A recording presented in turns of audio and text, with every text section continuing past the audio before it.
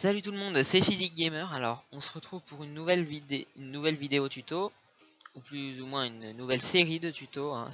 C'est-à-dire que je vais vous faire une série dans laquelle je vais vous présenter un moyen de faire un bon mode murder pour votre serveur, ou juste si vous voulez vous amuser entre amis. Donc, dans cet épisode, on va voir comment lancer votre partie, hein, pour la démarrer, c'est tout simple.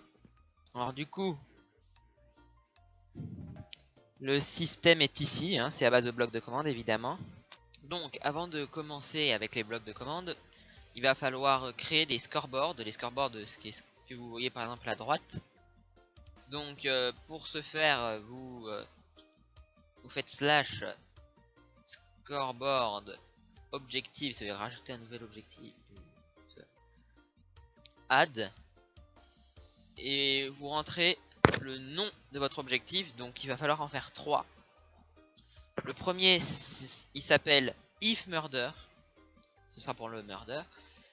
Le deuxième, ce sera if detective, ce sera pour le détective. Et le troisième, ce sera chronomètre. Donc là, par exemple, j'écris if murder. Et le type, après, il faut ajouter un type pour votre objectif. Et nous, on va mettre dummy. Dummy, c'est un scoreboard qu'on peut modifier seulement avec les commandes. Donc là, vous voyez que l'objectif existe déjà, hein, puisque j'ai déjà créé.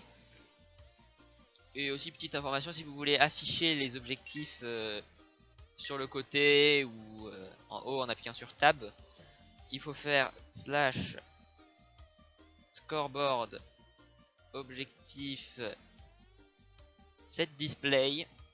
Et là, vous pouvez mettre plusieurs types. Below name, c'est au-dessus de vous, mais ça vous sert à rien parce que vous ne le voyez pas. List, c'est en haut, comme on l'a vu en appuyant sur tab. Et sidebar, c'est sur le côté.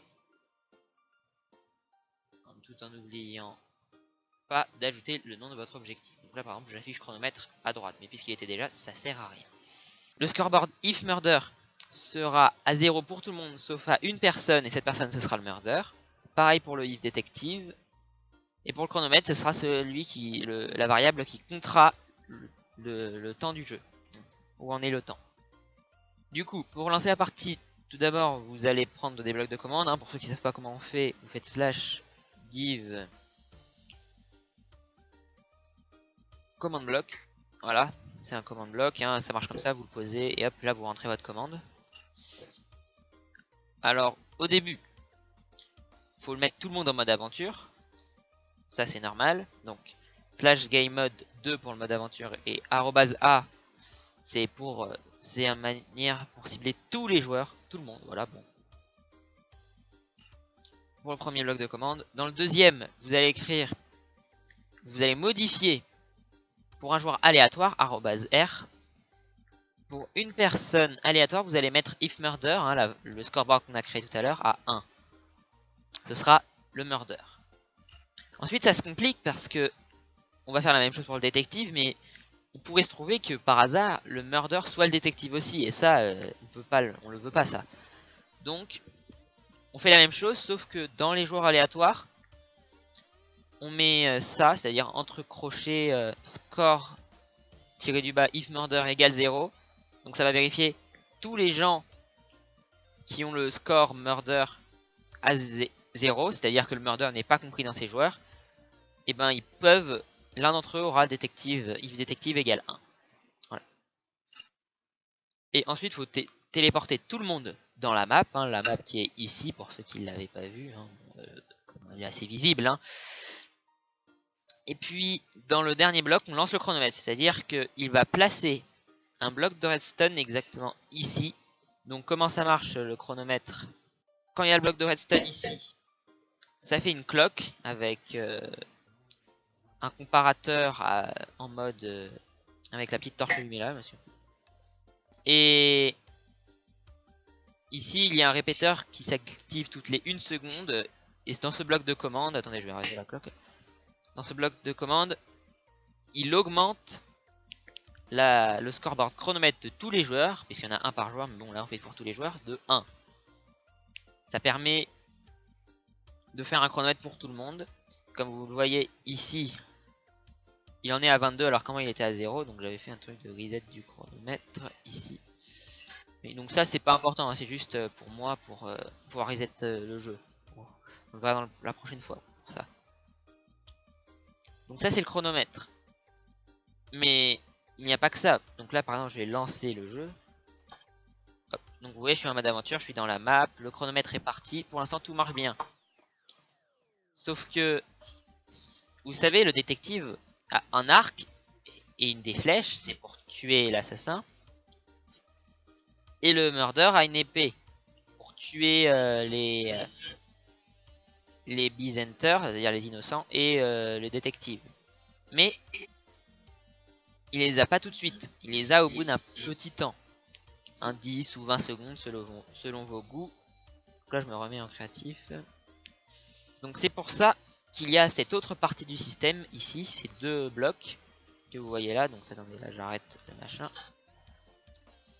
Bon là puisque je suis en test et que j'ai pas un ami pour faire le détective, il y a que je suis à la fois le détective et le murder, hein, c'est pour pouvoir vérifier si je recevrai bien les items au bout de 10 secondes. Donc qu'est-ce qui se passe? Ce bloc, vous avez vu, c'est pas un bloc de commande normal, c'est un bloc en mode répétition. Donc pour faire ça, c'est très simple, vous posez votre bloc de commande, vous cliquez dessus, et ici, vous cliquez une fois, deux fois, et hop, c'est bon, il est en répétition. Et aussi, vous cliquez sur toujours actif aussi, je vais l'oublier. Donc là-dedans, qu'est-ce que vous allez mettre? Vous allez mettre une commande slash execute, bon là il n'y a pas slash mais voilà, pour tous les joueurs qui ont le chronomètre au minimum à 10, hein, voilà. Donc là en gros il va vérifier pour un joueur a le chronomètre à 10 minimum. Là ça c'est juste des coordonnées, bon, c'est pour dire d'où part la commande, donc ça c'est pas important, vous mettez les coordonnées que vous voulez, hein. Et là vous mettez une commande, là, et là c'est slash set bloc pour placer un bloc à certaines coordonnées. Alors ces coordonnées c'est celles de ce bloc, hein. Comme pour la commande pour lancer le chronomètre, les coordonnées c'est celles de ce bloc-ci, hein, faut faire attention. Et du coup vous mettez à ces coordonnées un redstone block, ce qui fait qu'au bout de 10 secondes ce bloc deviendra un bloc de redstone, ce qui va activer ces 3 blocs de commande là. Ça c'est aussi un bloc de reset, donc vous vous en foutez, hein. Donc ces 3 blocs font quelque chose. Celui-là il va donner l'épée en fer au murder, donc il va donner à tous les joueurs qui sont des murders, c'est-à-dire un seul, une épée en fer avec un enchantement tranchant 10 000. Alors pourquoi tranchant 10 000? C'est parce que le murder doit one-shoot n'importe quel joueur, et avec tranchant 10 000 vous tuez n'importe quelle créature. Hein, là on peut voir, hop. Ouais, ça one-shoot n'importe quoi. Et pour l'arc c'est pareil, hein, c'est-à-dire qu'il one-shoot aussi n'importe qui. Voilà. On peut voir les commandes en regardant les deux commandes blocs suivants. Dans celui-là, ça donne au détective une flèche, arrow. Et dans le deuxième commande bloc, ça donne au détective un arc avec 2 enchantes. Un enchant qui lui donne puissance 10 000 pour one shot n'importe qui, et un enchant infinité, hein, pour qu'il n'arrive pas à court de flèches. Normalement, il faudrait aussi les rendre incassables, mais normalement, en une partie de murder, vous n'avez pas le temps de casser vos outils, normalement. Du coup, voilà, c'est la fin de cet épisode tuto. La prochaine fois, on verra pour le déroulement et le reset de la partie. J'espère que cette vidéo, elle vous a plu, et si elle vous a plu, vous pouvez mettre un pouce bleu et vous abonner si vous voulez être mis au courant des prochaines vidéos.